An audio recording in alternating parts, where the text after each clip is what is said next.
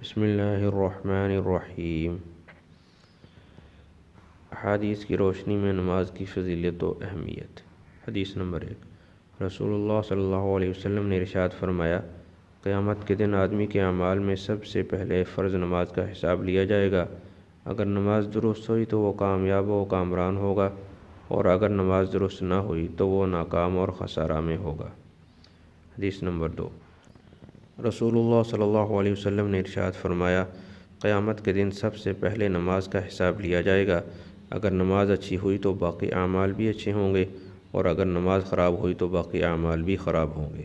حدیث نمبر 3، حضرت عبداللہ بن مسعود رضی اللہ عنہ بیان کرتے ہیں کہ میں نے دریافت کیا کہ اللہ کو کون سا عمل زیادہ محبوب ہے، تو آپ صلی اللہ علیہ وسلم نے ارشاد فرمایا، نماز کو اس کے وقت پر ادا کرنا۔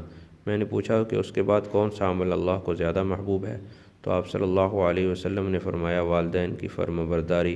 پھر میں نے کہا کہ اس کے بعد کون سا عمل اللہ کو زیادہ محبوب ہے، تو آپ صلی اللہ علیہ وسلم نے فرمایا، اللہ کے راستے میں جہاد کرنا۔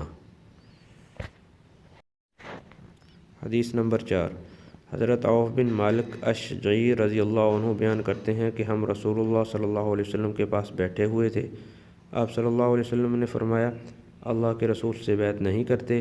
آپ صلی اللہ علیہ وسلم نے 3 مرتبہ اس کو کہا، تو ہم نے اپنے ہاتھ بیعت کے لیے بڑھا دیے اور بیعت کی۔ پھر پوچھا، اللہ کے رسول صلی اللہ علیہ وسلم، ہم نے کس چیز پر بیعت کی؟ تو آپ صلی اللہ علیہ وسلم نے فرمایا، صرف اللہ کی عبادت کرو، اس کے ساتھ کسی کو شریک نہ کرو، اور نمازوں کی پابندی کرو۔ اس کے بعد آہستہ آواز میں کہا، لوگوں سے کسی چیز کا سوال نہ کرو۔ حدیث نمبر 5، حضرت عبداللہ بن عمر رضی اللہ عنہ سے روایت ہے کہ ایک دن نبی اکرم صلی اللہ علیہ وسلم نے نماز کا ذکر فرماتے ہوئے ارشاد فرمایا، جو شخص نماز کا اہتمام کرتا ہے تو نماز اس کے لیے قیامت کے دن نور ہوگی، اس کے پورے ایماندار ہونے کی دلیل ہوگی، اور قیامت کے دن عذاب سے بچنے کا ذریعہ ہوگی۔ اور جو شخص نماز کا اہتمام نہیں کرتا، اس کے لیے قیامت کے دن نہ نور ہوگا، نہ اس کے پورے ایماندار ہونے کی کوئی دلیل ہوگی، نہ عذاب سے بچنے کا کوئی ذریعہ ہوگا، اور وہ قیامت کے دن فرعون، قارون، حامان اور ابی بن خلف کے ساتھ ہوگا۔ حدیث نمبر 6، رسول اکرم صلی اللہ علیہ وسلم نے ارشاد فرمایا، نماز نور ہے، صدقہ دلیل ہے، صبر کرنا روشنی ہے، اور قرآن تمہارے حق میں دلیل ہے یا تمہارے خلاف دلیل ہے، یعنی اگر اس کی تلاوت کی اور اس پر عمل کیا تو یہ تمہاری نجات کا ذریعہ ہوگا، ورنہ تمہاری پکڑ کا ذریعہ ہوگا۔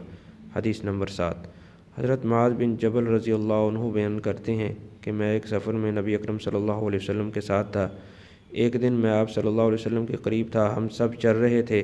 میں نے کہا، اللہ کے پیغمبر صلی اللہ علیہ وسلم، مجھے ایسا عمل بتا دیجئے جس کی بدولت میں جنت میں داخل ہو جاؤں اور جہنم سے دور ہو جاؤں۔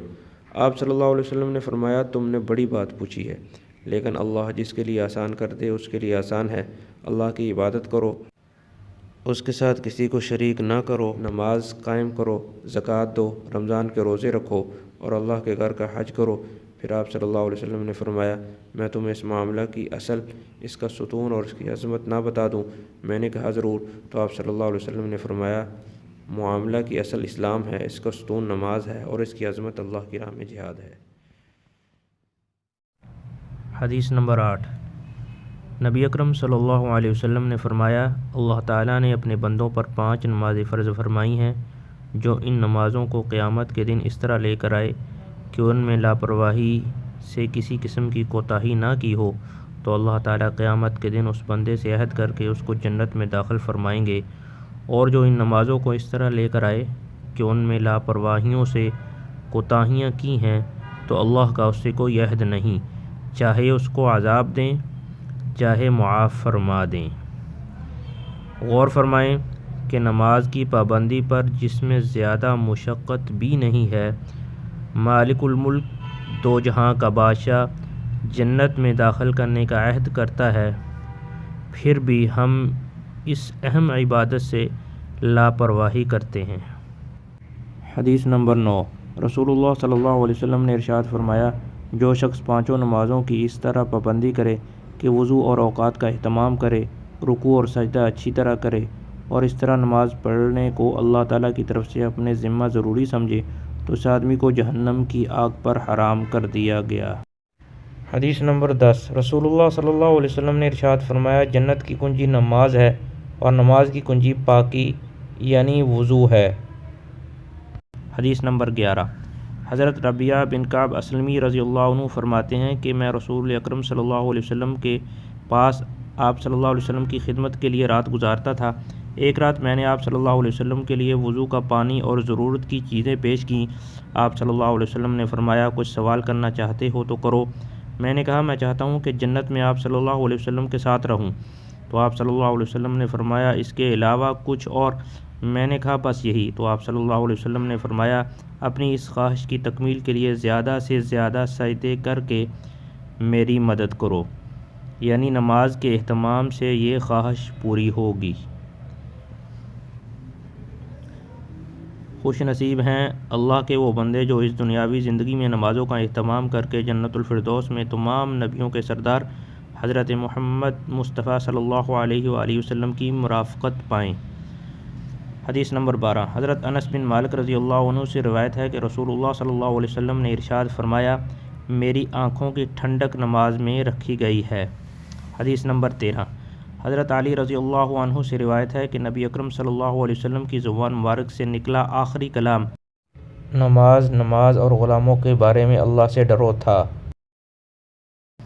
حدیث نمبر 14، ام المؤمنین حضرت ام سلمہ رضی اللہ عنہا بیان کرتی ہیں کہ رسول اللہ صلی اللہ علیہ وسلم نے آخری وصیت یہ ارشاد فرمائی نماز اپنے غلاموں اور ماتحت لوگوں کے بارے میں اللہ سے ڈرو، یعنی ان کے حقوق ادا کرو۔ جس وقت یہ وصیت فرمائی زبان مبارک سے پورے لفظ نہیں نکل رہے تھے۔ واللہ اعلم۔